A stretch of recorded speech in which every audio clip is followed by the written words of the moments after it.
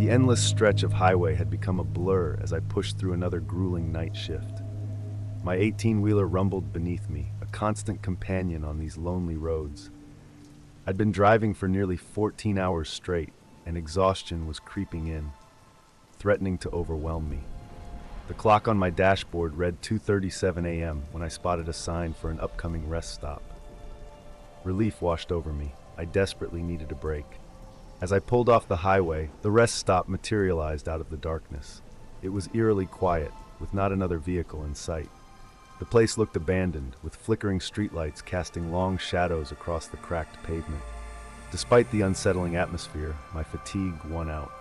I maneuvered my rig into a parking spot, cut the engine, and let out a deep sigh. I reclined my seat, planning to catch a quick nap before hitting the road again. As my eyes closed, I couldn't shake the feeling that something was off about this place. The air felt heavy, charged with an inexplicable tension. But sleep beckoned, and I soon drifted off, unaware that my simple pit stop was about to turn into a nightmare that would haunt me for the rest of my life. I jolted awake, disoriented and groggy. The first thing I noticed was the cold. It had seeped into the cab, chilling me to the bone. As I rubbed my eyes trying to focus, I realized something was very wrong. The rest stop outside my windshield seemed to have changed. The modern fixtures had vanished, replaced by outdated structures that looked straight out of the 1970s. That's when I heard it, a cacophony of screams and sobs, muffled as if coming from a great distance. My heart began to race as I peered out into the darkness. To my horror, I saw translucent figures moving around the parking lot. They flickered in and out of existence, their faces contorted in terror. I watched, paralyzed with fear, as the scene before me unfolded like a macabre play.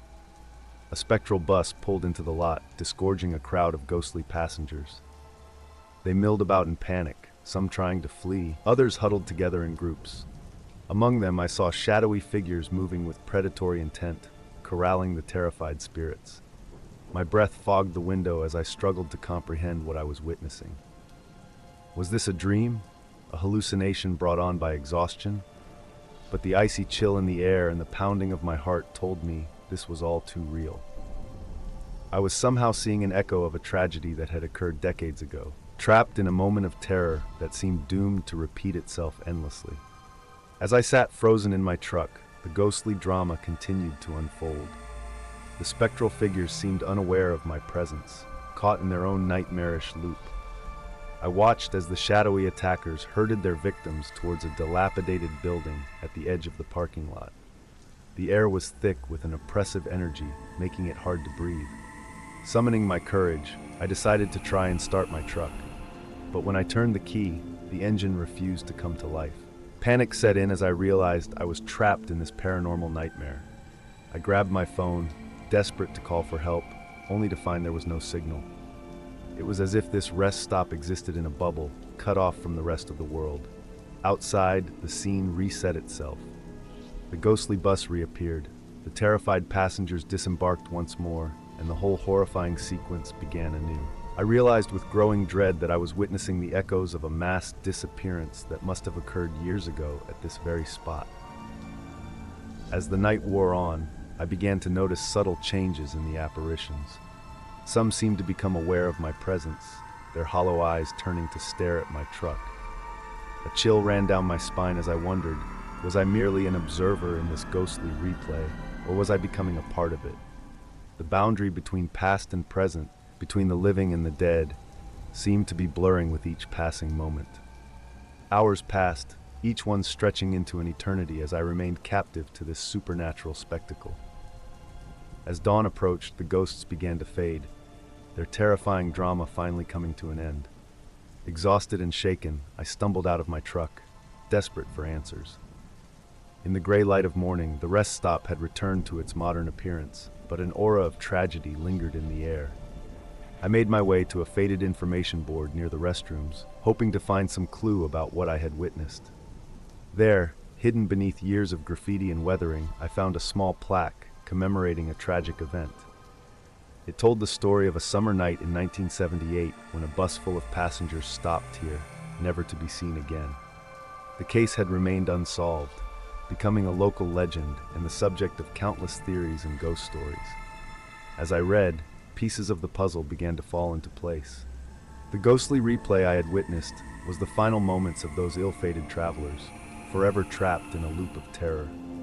My hands shook as I returned to my truck. The engine started without issue this time, as if nothing had ever been wrong. As I pulled out of the rest stop, I couldn't shake the feeling that I had narrowly escaped becoming part of that eternal tragedy. The weight of what I had witnessed settled heavily on my shoulders, a burden I knew I would carry for the rest of my life. In the days and weeks that followed, I couldn't escape the memory of that haunted rest stop. I tried to convince myself it had been a vivid hallucination, a result of extreme fatigue. But deep down, I knew what I had seen was real. The terror in those ghostly eyes, the palpable fear that had permeated the air, it was too intense, too visceral to have been a mere figment of my imagination. I became obsessed with researching the incident, spending countless hours scouring newspaper archives and online forums. I learned that over the years, other truckers and travelers had reported strange experiences at that rest stop, though none as vivid as mine. It seemed I had somehow stumbled into the epicenter of a decades-old tragedy, witnessing its ghostly replay in all its horrifying detail. The experience changed me profoundly. I could no longer drive long hauls at night, the darkness of lonely highways now filled with imagined terrors. Every rest stop became a potential portal to another ghostly encounter. I found myself avoiding that stretch of highway altogether, taking longer routes just to steer clear of that haunted place. Sometimes in the quiet moments before sleep, I still hear the echoes of those ghostly screams. I see the terror-stricken faces of the spectral passengers, forever caught in their moment of doom. And I wonder, how many other places are out there, silently harboring the echoes of past tragedies? How thin is the veil between our world and the realm of the dead? One thing's for certain, I'll never look at a deserted rest stop the same way again.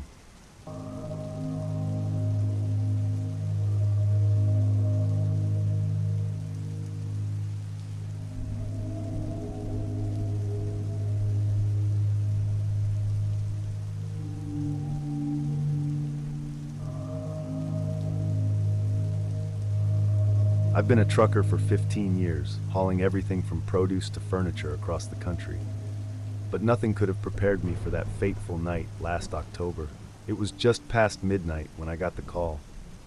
A gravelly voice on the other end offered me double my usual rate for an urgent, off-the-books job. Against my better judgment, I accepted. I arrived at the designated warehouse, a dilapidated structure on the outskirts of town. The air was thick with fog, and an eerie silence blanketed the area. Two men in dark suits were waiting for me, their faces obscured by the shadows. They guided my rig into the loading bay, where a massive, unmarked container stood.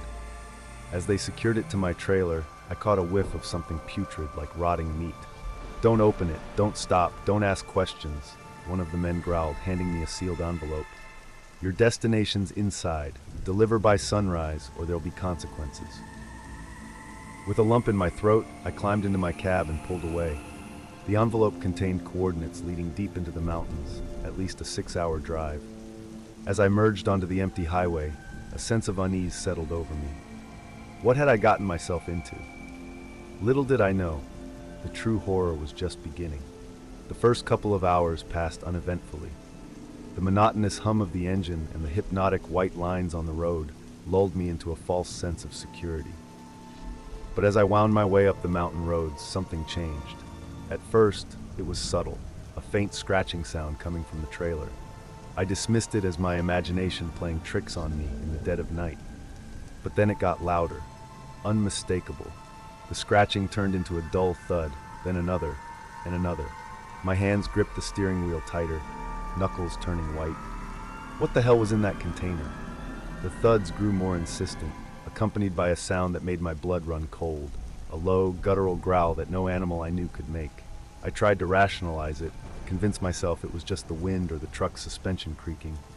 But deep down, I knew better. Suddenly, a violent bang shook the entire rig. I swerved, nearly careening off the narrow mountain road. My heart pounded in my chest as I fought to keep control. The banging continued, growing more frenzied with each passing minute. Whatever was in there, it wanted out. I debated pulling over, but the warning from the men in suits echoed in my mind. Don't stop. Don't open it. But as the sounds from the trailer became more desperate and inhuman, I realized I couldn't ignore it any longer. With trembling hands, I guided the truck onto a small turnout, the gravel crunching under my tires. Taking a deep breath, I stepped out into the cold night air, flashlight in hand. The beam of my flashlight danced across the trailer's surface as I approached, casting long shadows in the darkness. The banging had stopped, replaced by an ominous silence that was somehow even more terrifying. I could hear my own ragged breathing as I reached for the latch. My hand hesitated, hovering inches from the cold metal. Every instinct screamed at me to get back in the truck and drive away. But curiosity and a sense of duty won out. With a trembling hand, I unlatched the door and slowly pulled it open. The stench hit me first, a nauseating mix of decay and something alien, indescribable. As my eyes adjusted to the darkness inside, I saw movement, shapes writhing and twisting in impossible ways. And then I saw them clearly, bodies, dozens of them. But not human, not anymore. Their flesh was pale and mottled, limbs elongated and joints bent at unnatural angles. Eyes, too many eyes, all turned to look at me. Mouths filled with needle-like teeth opened in silent screams. I stumbled backward, my mind reeling from the nightmarish sight. One of the creatures lunged forward, its clawed hand reaching for me. I slammed the door shut just in time, hearing the impact of its body against the metal. Panic overtook me as I scrambled back to the cab, my legs feeling like lead. I could hear them now, a cacophony of inhuman shrieks and scraping claws against the inside of the trailer. As I gunned the engine, a horrible realization dawned on me. I wasn't delivering cargo, I was transporting monsters. And now, thanks to my curiosity, they knew I was here. With shaking hands, I steered the truck back onto the road, pushing it to its limits. The trailer rocked violently behind me, the creatures inside becoming more frenzied with each passing moment. I knew it was only a matter of time before they broke free. My mind raced, trying to make sense of the situation. Who were those men? Where did these things come from? And where was I supposed to be taking them? The coordinates in the envelope suddenly felt like a death sentence. As I rounded a sharp bend, I saw headlights in my rearview mirror. A black SUV was gaining on me fast. Panic surged through me. Had the men who hired me somehow known I'd opened the trailer? The SUV pulled alongside me, and I caught a glimpse of the driver.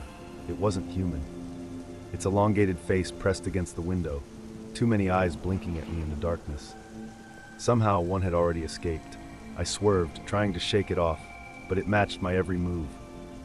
The mountain road became a terrifying obstacle course as I fought to keep control. Suddenly, I heard a deafening screech of metal. In the side mirror, I watched in horror as the trailer doors burst open. Pale, twisted bodies spilled out onto the road, some crushed under the wheels, others scrambling to their feet with inhuman speed. The SUV behind me swerved and crashed, but I couldn't feel relief, because now the creatures were free and they were coming for me. With the trailer empty, I floored the accelerator, desperate to put as much distance between myself and those abominations as possible. But they were fast, unnaturally so. In my mirrors, I could see them gaining, leaping and bounding with impossible agility. I had to warn someone, anyone. I grabbed my phone, but there was no signal this high up in the mountains. I was on my own. As I approached a sharp turn, I made a split-second decision. Instead of following the road, I yanked the wheel hard, sending the truck crashing through the guardrail. For a moment, I was airborne, the world spinning around me. Then came the impact. I don't know how long I was unconscious. When I came to, the truck was on its side, smoke billowing from the engine. Every part of me ached, but I was alive. Somehow, I managed to crawl out of the wreckage. Dawn was breaking, painting the sky in hues of pink and orange. In the early morning light, I surveyed the scene of devastation. There was no sign of the creatures. Had the crash killed them? Or were they still out there, waiting? I started limping down the mountain, hoping to find help. But as I walked, a chilling thought occurred to me. Those things were loose now, free to roam, and it was all my fault. I had become the unwitting agent of something terrible, something that was never meant to see the light of day. As I heard sirens in the distance, I realized my nightmare was far from over. It was only just beginning.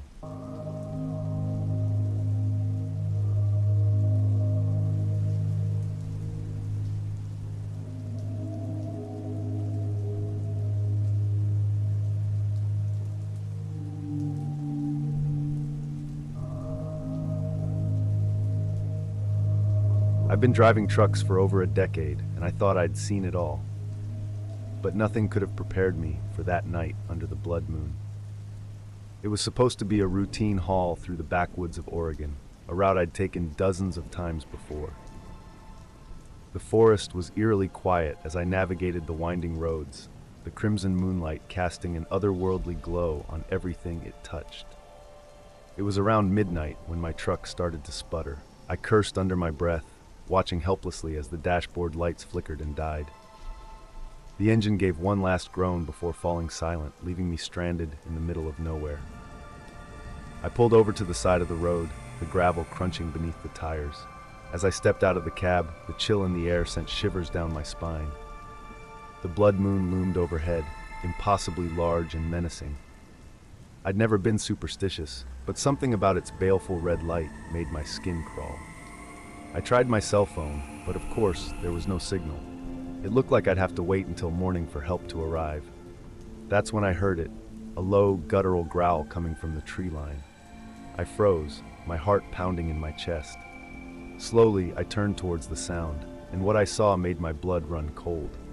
Two glowing eyes peered at me from the darkness, and they definitely didn't belong to any animal I recognized. I scrambled back into the cab, slamming the door shut behind me. My hands shook as I fumbled with the lock. Through the side mirror, I caught glimpses of movement in the shadows. Whatever was out there, it wasn't alone. As the night wore on, the creatures became bolder. They circled the truck, their forms just barely visible in the blood-red moonlight. They were tall, unnaturally thin, with elongated limbs that seemed to bend in impossible ways. Their skin looked like bark, and their faces. God, I try not to remember their faces. I sat there, paralyzed with fear, as they scratched at the doors and windows. The sound was like nails on a chalkboard, setting my teeth on edge. One of them climbed onto the hood, its weight causing the truck to dip. It pressed its face against the windshield, its black eyes boring into mine. I could see rows of needle-sharp teeth as it opened its mouth in a silent scream. Just when I thought they'd break in, the blood moon began to set. As the red light faded, so did the creatures. They retreated into the forest, their inhuman shrieks echoing through the trees. By the time the sun rose, painting the sky in soft pinks and oranges, there was no sign they had ever been there. When help finally arrived, I was a mess. The tow truck driver gave me odd looks as I babbled about the creatures, clearly not believing a word. He chalked it up to exhaustion and maybe one too many energy drinks. I couldn't blame him. I hardly believed it myself in the harsh light of day. We towed the truck to the nearest town, a tiny place called Millbrook. As the mechanic worked on my rig, I wandered into a local diner, desperate for coffee and a hot meal. The place was nearly empty, save for a group of old-timers huddled in a corner booth. As I recounted my experience to the sympathetic waitress, their conversation suddenly ceased. One of them, a grizzled man with a wild white beard, approached my table. "You saw them, didn't you, son?" he asked, his voice gravelly with age. "The forest folk, they only come out under the blood moon." The others joined him, their faces etched with worry. They spoke of an ancient curse, of settlers who had desecrated sacred Native American lands centuries ago. The curse awakened creatures from the depths of the forest, hungry for revenge. Every blood moon, they would emerge, seeking victims to drag back into their realm. "You're lucky to be alive, boy," the old man said, patting my shoulder. "Not many escape the forest folk." As they shared more details about the curse, pieces started falling into place. The locals explained that the creatures were once guardians of the forest, transformed by the curse into vengeful spirits. They were bound to the trees, unable to stray far from the woods, but the power of the blood moon allowed them to hunt. "Why hasn't anyone done anything about this?" I asked, bewildered. "Surely the authorities..." The group exchanged knowing looks. "Who'd believe us?" A woman chimed in. "We've tried reporting it, but they dismiss it as local superstition, and those who've seen the creatures..." well, most don't live to tell the tale. They told me about others who'd encountered the forest folk, hikers who'd gone missing, campers found torn to shreds. The official reports blamed animal attacks, but the locals knew the truth. They warned me never to drive through those woods during a blood moon again. As I listened, a chill ran down my spine. I realized how close I'd come to becoming another statistic, another mysterious disappearance in the forest. The truck breaking down had been a blessing in disguise. If I'd been on foot, I wouldn't have stood a chance. But why didn't they break into the truck? I wondered aloud. The old man leaned in close. Iron, he whispered. The old ways still hold true. Iron repels them. Your truck's frame probably saved your life. As I prepared to leave Millbrook, the locals provided me with protective charms and advice for future travels. They made me promise to spread awareness, to warn other truckers about the danger lurking in those woods. Part of me still struggled to believe it all, but the memory of those creatures was etched into my mind. I've since done my research, delving into local histories and folklore. I've connected with others who've had similar experiences, not just in Oregon, but in forests across the country. There's a whole hidden world out there, dangers that most people are blissfully unaware of. These days, I plan my routes carefully, avoiding certain areas during full moons, especially blood moons. I've lined my truck with iron fixtures, and I never leave home without my protective charms. Some might call me paranoid, but I know what I saw that night. To those who travel the lonely roads through ancient forests, I urge you to be cautious, respect the land and its history, and if you find yourself under a blood moon in the woods, pray that your vehicle doesn't break down. The forest folk are always watching, waiting for their chance to exact their revenge. As for me, I still drive the long-haul routes, but something has changed. Every time I pass through a dense forest, I feel eyes upon me. And when the moon turns red, I remember the night I almost became another victim of the blood moon curse.